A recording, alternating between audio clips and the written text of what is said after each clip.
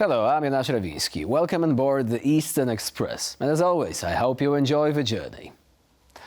Tonight, we're discussing the latest international oopsie-daisy that's causing more tension than a Thanksgiving dinner after Uncle Jerry discovers Twitter.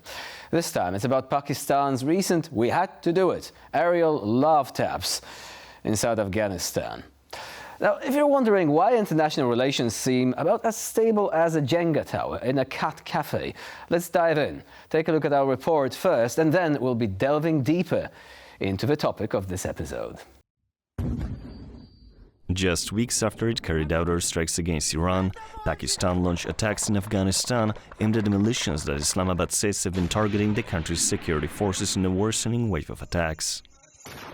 The strikes occurring in Pakistan coast provinces were condemned by Taliban officials as a violation of Afghan territory. A Taliban spokesperson said Pakistani aircraft struck civilian homes, killing 8 people. But the incident comes just 2 days after a suicide attack targeting a military checkpoint in Pakistan killed 7 security personnel.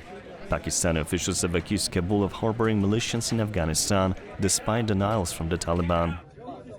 Pakistan's President Zardari spoke at the funeral of the 2 officers, promising retaliation. The airstrikes and subsequent statement from Pakistan signal a tougher stance against militant violence and indicate a unified counter-terrorism policy between the civilian government and the military. This action follows a surge in attacks in Pakistan since the collapse of the Afghan government in 2021. Concerns have arisen over the potential for wider conflict along the historically disputed border, known as the Durand Line, as tensions between Pakistan and Taliban officials escalate. Last year, more than 650 attacks were carried out across Pakistan, where nearly 1,000 people, most security personnel, were killed. Pakistan has repeatedly said that armed groups use Afghan soil as a safe haven from where they launch attacks in the country, a charge which the Afghan Taliban have repeatedly denied. And now, as always, it's time to examine this story in greater detail. Our story begins with Pakistan confirming that it performed what they call intelligence-based aerial strikes in Afghanistan. Yes, because nothing says intelligence-based like dropping bombs and hoping for the best. Also, if history has taught us anything, it's that bombing for peace is like screaming for silence. The targets were supposedly fugitive commandos allied with Tehreek-e-Taliban Pakistan, or TTP, a group with more negative reviews than a dentist who only uses pliers. And as expected, Afghanistan's response was as warm as a handshake with a snowman, denouncing these raids as resulting in civilian casualties, including women and children. Because apparently, intelligence-based includes not being able to distinguish between, a terrorist and someone whose biggest offense is trying to make a decent cup of coffee before sunrise.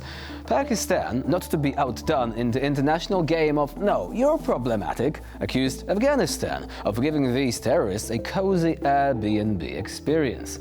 They're urging the Afghan Taliban to make a clear choice to stand with Pakistan. Now, this whole debacle apparently was intended as a retaliation against a militant raid that treated a Pakistani military base like their own personal hotel. Now, Pakistan's stance is "you mess with us, we'll slightly inconvenience you in return," which is the geopolitical equivalent of leaving a passive-aggressive note in the office kitchen about stealing someone else's yogurt. And in the tradition of, well, if you hit me, I'll hit you back, Taliban forces decided to return the favor. Meanwhile, the United Nations sitting in the corner, sipping tea, noting that terrorist groups in Afghanistan are as common as influencers in a coffee shop. They are pointing out that everyone from Daesh to TTP is throwing parties in Afghanistan and Pakistan's not invited. To add a cherry on top, Pakistan's also been deporting Afghans for not having the right paperwork. In conclusion, as these nations play a game of international ping-pong with live ammunition, one thing's clear: the only winners here are the arms manufacturers. And as for peace, well, it seems about as elusive as a coherent tweet from Dmitry Medvedev. And now, joining us to shed more light on the issue is our guest today, Marcin Krzyżanowski, Poland's former consul in Afghanistan. Hello and welcome to Eastern Express. Hello, it's nice to be here. So let's begin with the overall assessment of the situation. How bad do you think, does it look like at the present stage? Would you say that this is merely a flare-up of hostilities, something that happened in the past, or could it be another step to something much worse than that? Unfortunately, the second option is correct. The tensions between Afghanistan and Pakistan, even the fire exchange, is quite normal. But since last year, the tensions are higher and higher each month, and both sides are getting impatient toward the second one. The tensions are especially visible from the Pakistani side, and in the nearest future, I'm afraid we will witness another actions and retaliatory actions from both sides. So would it be too simplistic to ask who's to blame for the current state of affairs? Is it something that's evenly distributed between both parties, or could you single out perhaps the guilty party in this particular case? It is even to oversimplify, but the Pakistani side tends to be more aggressive recently, because the Pakistani side is, let's say, stronger. Pakistan has much stronger military forces, more capable administration, yet is a victim of terrorism from the side of Pakistani Taliban, which are unofficially cooperating with their Afghan counterparts. Both Pakistani and Afghan Taliban are mostly members of Pashtun ethnicity, Pashtuns living on both sides of the border, which is, by the way, not officially recognized by the Afghanistan. So the Pakistani government is accusing the government in Kabul of supporting the terrorists' attack in Pakistan. And they're denying that. Now, how realistic is it to suppose that they could come out and say, no, we really don't have anything to do with this other Taliban, the TTP, even though they are, as you said, the same ethnicity. There are links which could be proved between, these organizations when it comes to ideology, for example. Could you still basically get away with the explanation that the Afghan Taliban is using, saying, no, we've got nothing to do with them. These are not our people. We're not controlling them. We're not supporting them either. Is it something that is a foregone conclusion in terms of basically just not being the answer that Pakistani authorities or anyone else for that matter is going to accept, knowing what we know by now? Generally speaking, Taliban, the highest ranks of Taliban are not involved in the conflict between Pakistani government and TTP. And the government in Kabul is not supporting TTP, but the governmental policy and the local tribal policy are sometimes a little bit different, and that's the case. As government in Kabul is in control of the whole territory of Afghanistan, but is not able to forbid to help cousins, and as we said, there are very strong links, not only political, not only ideological, but also family links between TTP and Afghan Taliban, or simply Afghans, Pashtuns living on the Afghani side of the border. And as we witnessed during the anti-Soviet jihad in the 80s and during war against the coalition forces in Afghanistan after 2001, the level of trans-border cooperation between Pashtun tribal groups is very high. And at the moment, Pakistan is a victim of local geography and tribal dynamic. So would you also say briefly that this could also have to do with this concept of hospitality? Back after 9/11, we remember that the Taliban was not directly responsible for the 9/11 attacks, but when they were asked by the American forces and the American administration to give up bin Laden, they said, not really, because our Council of Elders decided that bin Laden is our guest and we cannot simply just give him away. So would you say that this also may have a role to play here to some extent? Oh, definitely yes. The hospitality and the family values are a crucial part of Pashtun Valley Code, which is the core of, along Islam, is the core ingredient of Pashtun culture. So the cooperation supporting TTP can be considered also as part of the wider hospitality idea in Pashtun culture. And now, when it comes to the state structure of Afghanistan, there have been very profound changes taking place ever since the previous government fell and the Taliban took over. Would you say, from your experience, that there are still diplomatic structures there which would enable high-level talks to be held on an ongoing basis between the two countries, provided, of course, that they wanted it? Because naturally, you could still assume that there could simply be a lack of political will, i.e. we might talk this through, we have the capacity to do that, but we really don't want to because it's not in our interest. And the old Republican diplomatic structure were severely damaged, not to say annihilated, by the evacuation of most of the diplomats, career diplomats from Afghanistan in 2021. But meanwhile, Taliban were able to fill the empty places with their own men and their, let's say, diplomatic relations, informal diplomatic relations with Pakistan predates the formation of the government in Kabul. So if there will be a political will to talk, to discuss, to negotiate, there are diplomatic means to do that. So what of the Pakistani side? I mean, on the one hand, one could say, well, they are within their rights to protect themselves. I mean, the TTP, one of its objectives would be to overthrow the government in Islamabad. So technically, they are not really supposed to, just say, we can just ignore these attacks. I mean, they will react to that. But on the other hand, I've heard opinion. It was actually aired on a television channel that's basically owned by capital from India. So obviously some bias might be there.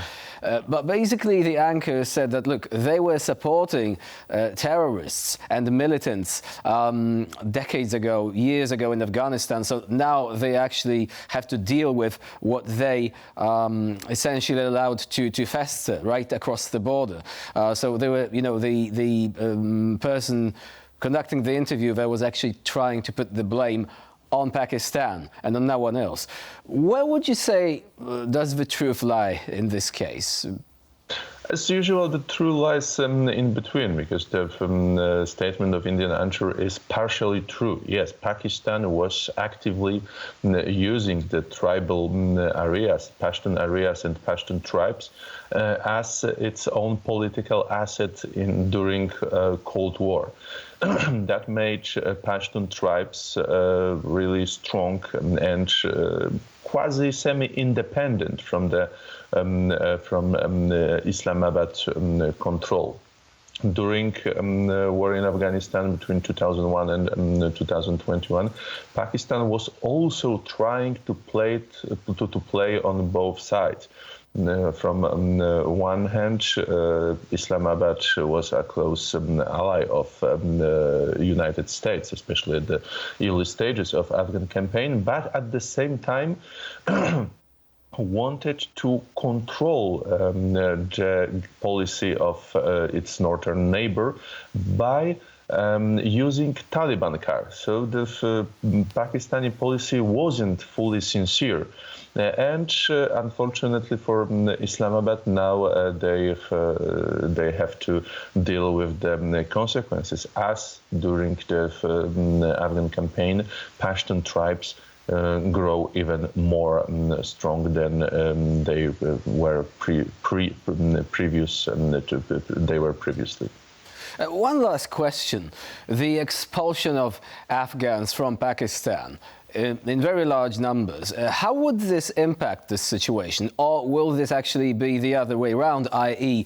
the authorities in Islamabad will be even more suspicious of anyone with links to Afghanistan, so they will actually want to kick out more of these people, perhaps regardless of whether they can actually prove that they have documents or not. Do you think that this may have a bearing on this particular aspect of the mutual relations between the two countries? Definitely, yes. From the Kabul perspective, expulsion of Afghan migrants was seen as a really big threat to the stabilization of southern Afghanistan. Kabul blamed Islamabad for Kabul considered it as a retaliatory move, not a retaliatory movement, but an aggressive beginning of aggressive campaign against Afghanistan. The future movement of Islamabad will also be perceived as aggressive moves. And there is a growing impatience in Afghanistan towards Pakistan. We have to remember that Taliban are really confident warriors and warriors that claiming that they defeat United States, so they are not afraid Pakistan. So basically, patience is becoming a limited commodity. On the other hand, grievances are piling up on both sides. Only time can tell whether this can actually be resolved in a peaceful manner or, as you suggested, it could come to yet another series of escalations on both sides. Marcin Krzyżanowski was our guest today here on TVP World. Thank you very much for joining us and for sharing your insight. Thank you very much and have a nice day. And now we're moving on to Eastern News Flash, a curated selection of all the other stories from the East that you really don't want to miss. Ukraine's Prime Minister Denis Shmyhal has expressed optimism about Ukraine's accession to the European Union, urging bloc member states to approve the next formal steps during the upcoming European Council meeting. He emphasized Ukraine's readiness to begin accession negotiations in the first half of the year, aiming for an earlier target than the proposed year 2030. In a recent interview, the Ukrainian Prime Minister argued that his country would bring more benefits than costs to the EU, particularly in the defense, energy, agriculture, raw materials and digital sectors. He highlighted Ukraine's military capabilities, potential as an energy hub and significance in the global food market. Despite concerns about potential delays due to bilateral issues or trade practices, Shmyhal reassured Ukraine's readiness for negotiations in compliance with EU regulations. Ukraine submitted its application for EU membership 4 days after Russia's invasion in 2022, with candidate status granted in June 2022 and accession negotiations opening in December next year. The EU summit in March will review a draft negotiation framework and assess Kyiv's reform progress. The Romanian president has approved the transit of equipment donated by Finland to Ukraine and the training of Ukrainian pilots on F-16 fighter jets at the Feteshti military base. The authorities have not said when the training will start, but some sources claim Ukrainian soldiers could arrive at the airbase this summer. Ukraine is seeking F-16 fighter jets to counter Russia's air superiority on the front line, where Russian aircraft maintain an edge with longer range capabilities despite Ukraine's dense air defenses. While some Ukrainian pilots are already undergoing training in Europe, one more country has decided to step in and help Kyiv in that regard: Romania. The country's President Klaus Iohannis has approved the training of approximately 50 Ukrainian pilots on F-16 aircraft within Romania. The training will take place at a military base in Feteshti in the south of the country. But that's not the end of good news for Kyiv. Iohannis has also authorized the transit of military equipment from Finland to Ukraine through Romanian territory, although the country's parliament will vote on this decision in the next joint session. Although the start date for the pilot training is unknown, it is expected to commence in the summer of 2024, with completion by year-end. This initiative follows previous efforts by the Royal Netherlands Air Force to assist in training Ukrainian pilots at the same base. Moldovan President Maia Sandu urged legislators to arrange a referendum on EU membership to coincide with the presidential elections scheduled for October. The pro-Western Sandu said merging the two would ensure as high a turnout as possible, thus giving the plebiscite more legitimacy. The Moldovan president launched a campaign to promote an upcoming referendum on Moldova's push to join the European Union, calling on civil leaders to rally support for the country's accession to the bloc. Sandu, who aligns with pro-Western policies, emphasized the importance of merging the referendum with the presidential election to maximize voter participation, thereby bolstering the legitimacy of the plebiscite. Moldova applied for EU membership in 2022 and received a draft framework for accession negotiations in March, along with neighboring Ukraine. Recently, the EU Commission declared that Moldova had met 6 out of 9 prerequisites required to initiate these negotiations. The Azerbaijani embassy in Tehran is preparing to resume operations, indicating a potential improvement in relations between Azerbaijan and Iran. Iran's ambassador to Baku, Abbas Mousavi, confirmed that preparations are underway, with an Azerbaijani delegation having visited Tehran. The decision to reopen the Azerbaijani embassy in Tehran comes a year after an armed assault at the embassy resulted in 1 death and 2 injuries, leading to strained diplomatic relations. Investigations determine the attack as an isolated incident driven by personal motives. The apprehension and trial of the assailant have been significant in discussions between the two nations, with Azerbaijan insisting on identifying and prosecuting those involved before normalizing relations. Disputes between Iran and Azerbaijan, however, are far from over. And for this episode of Eastern Express is the end of the line. Please stay with us here on TVP World for more latest news and updates. I'm Jonasz Rewiński. Bye for now.